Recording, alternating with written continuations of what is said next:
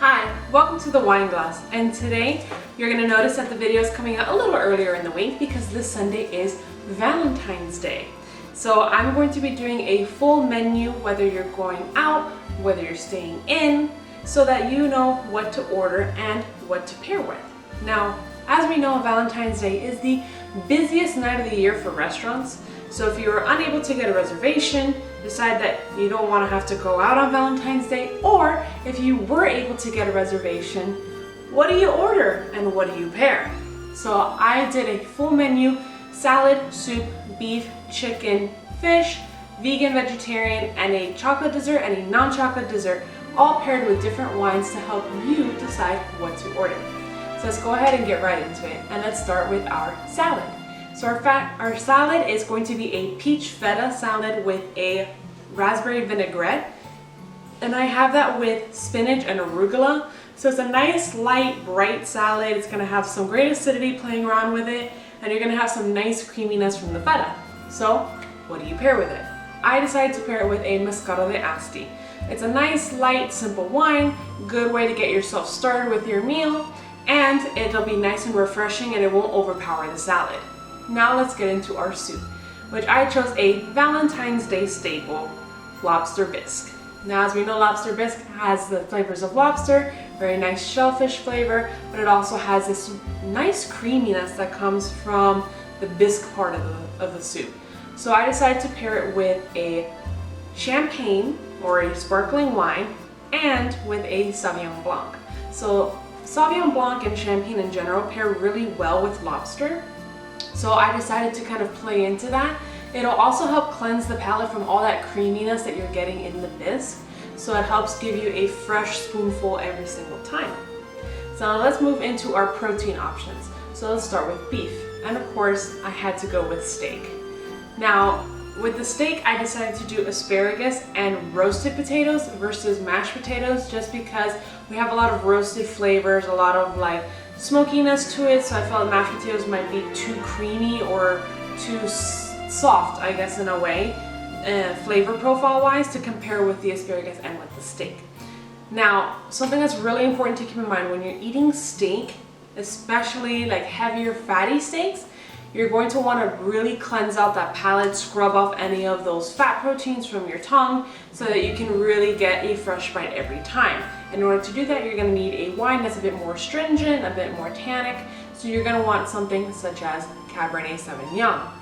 Now, I don't really have a white pairing for this just because you need something really hefty in order to really cleanse your palate of a very fatty food, such as steak. So you're gonna go ahead and go with the Cabernet Sauvignon. Now let's go ahead and move into our chicken option. For chicken, I decided to do a chicken piccata, and that comes with pasta. So the piccata sauce comes with sun dried tomatoes and capers, but it also is a lemon white wine sauce. So with a sauce that has wine in it, you have to be careful with what you're drinking, just so that the wine in the sauce and the wine that you're drinking don't kind of counteract with each other. So I decided to go with a Pinot Grigio and a Chianti. Now, Chianti goes really well with Italian food in general, so it's always a safe choice to go with. But the Pinot Grigio is going to play really well with the acidity that's going to be in the sauce. Now, if you're wondering how to do the chicken, you can do it breaded, you can do it dredged, which is just you get the chicken, you put it in the flour, then you put it right in the pan. No egg, no breadcrumbs, no any of that needed. If you don't want to do the breadcrumbs and you don't want to do the dredging, you can always do just grilled chicken. That works really well as well. So let's move on to our fish option. And since I did lobster with the bisque, I want to do another really popular seafood, which would be salmon. So with salmon, you can either have it with butter, you can have it with lemon, you can have it just, plain by itself, or what's most popular that I've seen a lot is with a wine butter sauce. So that is normally like just stripped on top, something really nice and simple. And I decided to pair this with roasted vegetables. So the same way that you can do a salmon on like a plank of wood, get a nice smoky flavor, you can do the vegetables on the grill. So it has a bit more of the smokiness to it. You can do it in the oven just so it has a bit of a roasting, but it's not too smoky or anything like that. So it's up to you, and you can use whatever vegetables you like. You can do asparagus, Brussels sprouts, broccoli, cauliflower, peas, carrots, whatever vegetable you decide to do with it. And for the wines, I decided to go with a Sauvignon Blanc and a Pinot Noir. Now these two go really well with the salmon because the Sauvignon Blanc will go with the acidity in a lemon sauce or a white wine sauce, so it pairs well with that. And then the Pinot Noir is soft, so it can go really well if the salmon is by itself or if you're doing a like butter sauce. So that will work well together as well. So let's get into our vegan and vegetarian options. Now for our vegetarian option, I decided to go with an eggplant parmesan. Now you can make it into a vegan option if you do a dredging instead of an egg wash, or you can also do vegan cheese versus mozzarella cheese on top. So that's different ways that you can make an eggplant parmesan from vegetarian to vegan. And for the vegan option, I also decided to go with a pasta with a red sauce and vegetables. And a vegetable I highly recommend if you're going to do this is sweet potato. It actually plays really well with the acidity in red sauce, and it just helps brighten up the meal, and it adds a component that makes it feel a little heftier without it being too much. Now the wines that I decided to pair with this is going to be a Merlot, a Pinot Noir, or a Chianti. Once again, Chianti goes really well with Italian food, so anything that's going to have red sauces, pasta, anything like that, it's going to go really well with it together. Now let's go into our desserts. Now dessert is kind of immortalized in Valentine's Day. That's kind of the day everybody eats their chocolates, their candies, their desserts, and they kind of just go wild with it. So I decided to go with two different desserts. For our chocolate dessert, I did a Nutella molten cake. Now a little tip if you are going to make this at home, go ahead and scoop the Nutella and then put it in the freezer, and that'll make it easier to put into the batter. It's not going to mix in with everything, and it'll kind of hold its own in the middle. So when you bake it and take it out and break it, you're going to have a flood of Nutella versus just Nutella just being all over in the middle. So for a non-chocolate dessert or fruit dessert, I decided to go with a crepe cake.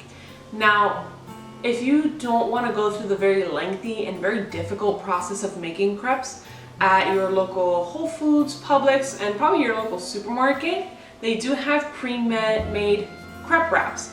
So then what you do is you just kind of peel them off and then put them wherever you want. So it makes it a lot easier of a process to make. And for the actual cream in between, you get some heavy cream, you get some sugar, maybe a little bit of vanilla, and then you whip that together, and there you go, some homemade cream to put in between. And all you gotta do is just, crepe cream, and then you just kind of layer like that. And then if you would like to make your own compote at home, you get some fruits, you get a bunch of sugar. You put it on the stove and a little bit of like lemon juice just to brighten everything up, and some water, and you boil that together and you got your own homemade compote. If you don't want to make it on your own, you can buy compote, you can buy jam, you can buy jelly, preserves, whatever you like to use the most, and you can put it either on top or on the side of your dessert. Now for the desserts, I decided to pair this with a Moscato d'Asti. Once again, it's nice and light, so it won't interact with the food too much. You have your ice wine, which you can do either a Riesling or a Vidal ice wine. I highly recommend going with the Vidal ice wine. And going ahead with a sparkling red wine, such as Rosa Regale, or any of the sweeter sparkling wines. That's going to go really well with your desserts. So I hope you guys liked this video. If you did, please let me know. If you want more videos like this and where I get foods and I pair them together with wines, let me know down below if you're interested in seeing more of those. Now, I hope you enjoy your Valentine's Day, whether you're celebrating with your significant other, with your family or friends, or if you're just celebrating by yourself. Grab yourself a little chocolate and enjoy the night by your own.